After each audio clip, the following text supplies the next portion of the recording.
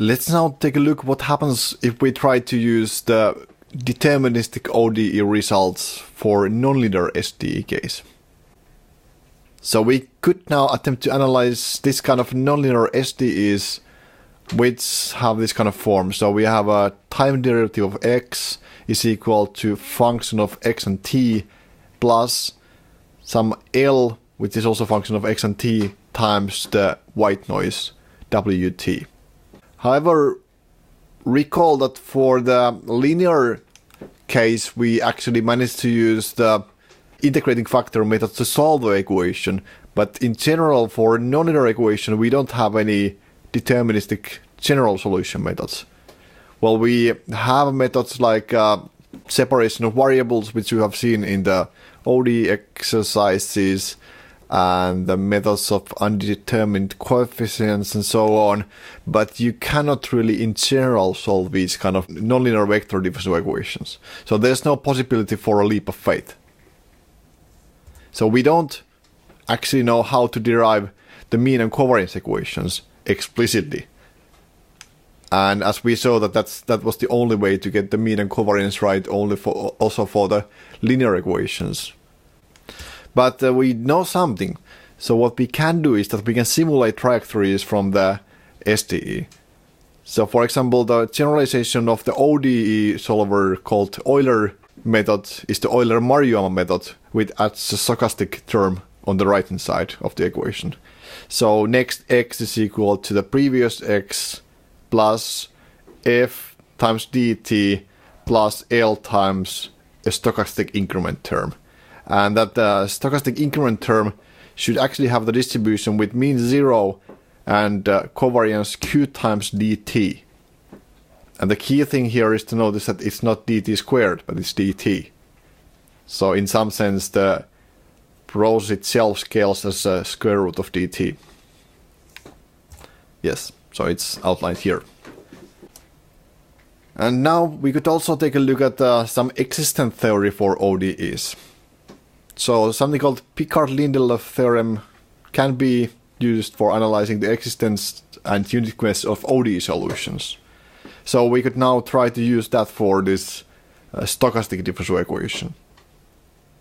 Now the basic assumptions in the theorem is the first thing to look at. So for the right hand side, we should have a continuity in both the arguments x and t, and Lipschitz continuity in the first argument, at least local Lipschitz. But now the problem that we encounter is that white noise is discontinuous everywhere. So it's not continuous. And well, actually it turns out that we need to still have that local Lipschitz property also in stochastic case, but anyway, this continuity thing is what already ruins our existence theory for the ODE solutions.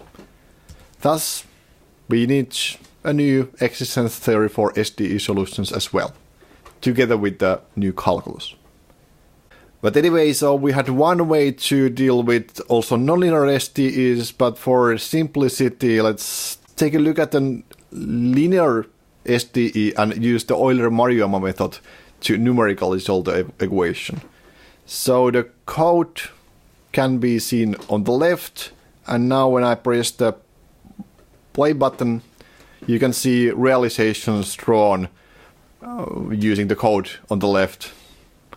So each of the realizations, well, they start at 1 because I have chosen x0 to be 1, but then they take different routes, which are some kind of a random walk kind of processes with certain damping coefficient here. But anyway, this is an example of using or simulating trajectories from an SDE using the Euler-Maruyama method. You could easily extend this to any one-dimensional stochastic differential equation solving. Let's then summarize what we have learned during this lecture. Stochastic differential equations can be seen as ordinary differential equations which have a stochastic driving force. We also saw examples of SDEs which arise from various physics and engineering problems.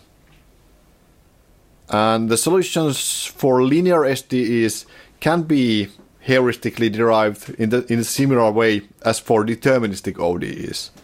And we also managed to compute the mean and covariance of the solutions of a linear SDE. However, the heuristic treatment actually failed for our direct computation of the mean and covariance equations, and it also fails for analysis of nonlinear equations. And we need to really derive a new theory which covers those stochastic differential equations, not only ordinary differential equations. But anyway, so we saw one practical way to approximate the solutions of also nonlinear SDEs, which was the Euler-Maruyama method for numerically solving or simulating an SDE.